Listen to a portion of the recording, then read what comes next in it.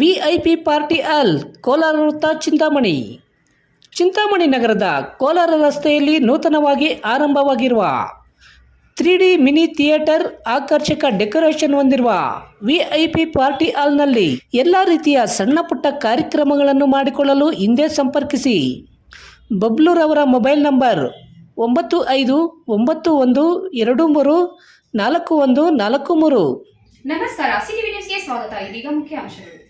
ಚಿಂತಾಮಣಿಯಲ್ಲಿ ಅಂಬೇಡ್ಕರ್ ಅವರ ಪುತ್ಥಳಿಗೆ ಸುತ್ತಿರುವ ಕೊಳಕು side wall ಅನ್ನು ತೆರವುಗೊಳಿಸುವಂತೆ ಒತ್ತಾಯಿಸಿ ದಲಿತ ಪರ ಸಂಘಟನೆಗಳ ಒಕ್ಕೂಟದಿಂದ ಚಿಂತಾಮಣಿ ತಾಲೂಕು ಕಚೇರಿ ಬಳಿ ನಡೆಯುತ್ತಿರುವ ಅನಿರ್ದಿಷ್ಟಾವಧಿ ಧರಣಿ ಬುಧವಾರ 3ನೇ ದಿನಕ್ಕೆ ಕಾಲಿಡುತ್ತಿದ್ದು, ಅಧಿಕಾರಿಗಳಿಂದ ಯಾವುದೇ ಭರವಸೆ ಸಿಗದ ಹಿನ್ನೆಲೆಯಲ್ಲಿ ಬುಧವಾರ ರಸ್ತೆ ರೋಕೋ ಪ್ರತಿಭಟನೆ ಮಾಡುವುದಾಗಿ ಜಿಲ್ಲಾಡಳಿತಕ್ಕೆ ಎಚ್ಚರಿಕೆ ನೀಡಿದ್ದಾರೆ.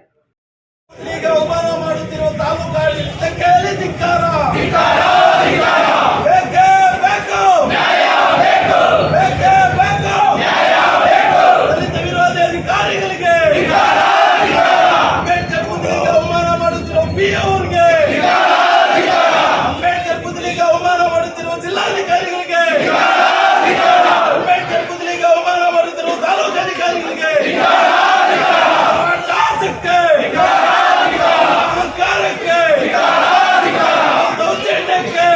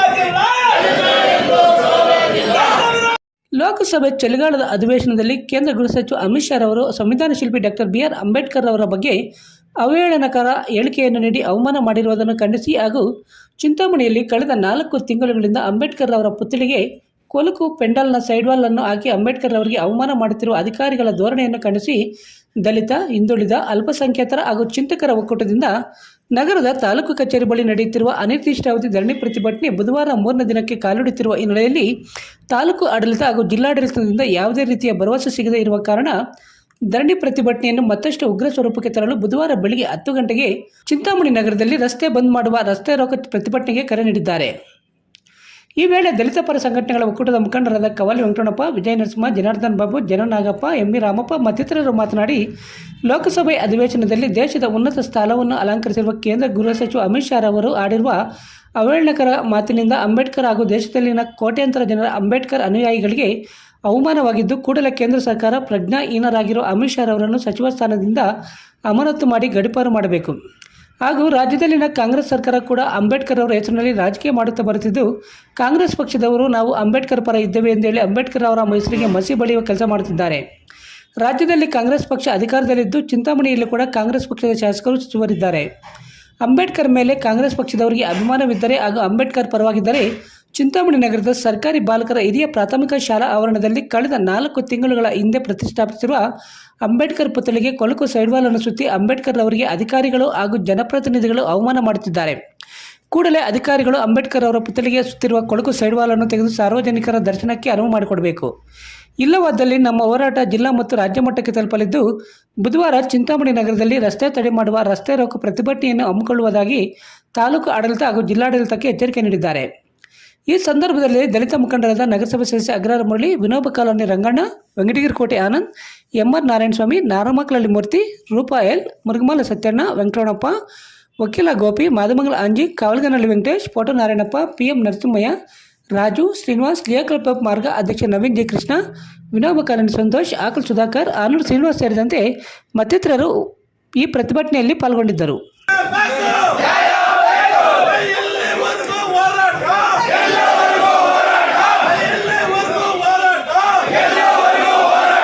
ರಕ್ತವನ್ನು ಚೆಲ್ಲುತ್ತೇವೆ, ರಕ್ತವನ್ನು ಚೆಲ್ಲುತ್ತೇವೆ. ಬಿಳಿ ವಸ್ತ್ರಗಳನ್ನು ಅವರಿಂದ ತಗೊಂಡು ಸುತ್ತಮುತ್ತ ಇರೋ ಪ್ರಾಣಿಗಳನ್ನು ಕೂಡ ನಾವು ನಿಜವಾಗಿ ಇವಾಗ ಬಿಟ್ಟಿದ್ದಾರೋ ಅದು ಕಾನೂನು ಬದ್ಧವಾದಾಯಿತು ಅಥವಾ ಇವಾಗ ಇಡೀ ದೇಶ ಉದ್ಧರಿಕೆ ಇಡೀ ದೇಶ ಉದ್ಧರಿಕೆ ಒಂದು 4 ಅವಮಾನ ಮಾಡಿರ್ತಾರೆ ನ್ಯಾಯ ಹಾಗಾದ್ರೆ ಅವ್ರಿಗೊಂದು ನ್ಯಾಯ ಹಾಗಾದ್ರೆ ಚಿಂತಾಮಣಿ ಇಡೀ ದೇಶಕ್ಕೊಂದು ನ್ಯಾಯ, ಚಿಂತಾಮಣಿಗೆ ಮಾತ್ರ ಒಂದು ನ್ಯಾಯ. ಯಾರಿದೆ ಯಾರು ಮಾಡ್ತಾ ಇದ್ದಾರೆ ಅಂತ ನಮ್ಮಲ್ಲಿ ಚಿಂತಾಮಣಿಗೆ ಸಪ್ರೇಟ್ ರೂಲ್ ಅಂತ ಒಂದು ನಿರ್ಧಾರ ಕೊಟ್ಬಿಟ್ಟು ಚಿಂತಾಮಣಿ ಭಾಷೆಯಲ್ಲಿಲ್ಲ. ಆತ್ಮೀಯ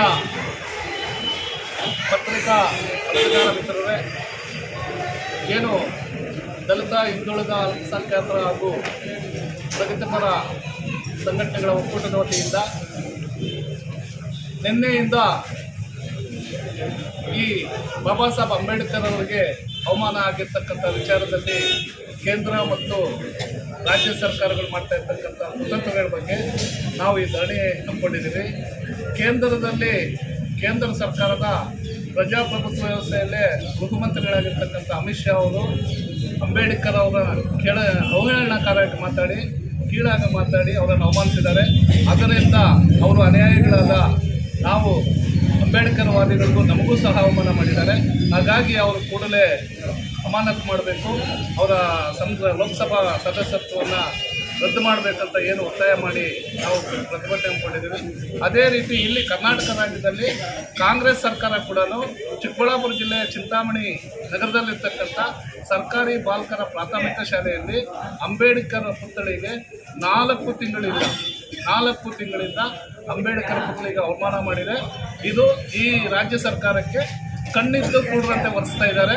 ಇವರು ಯಾವ ಒತ್ತಡಗಳಿಗೆ ಈ ಥರ ಮಾಡ್ತಾ ಇದ್ದಾರೆ.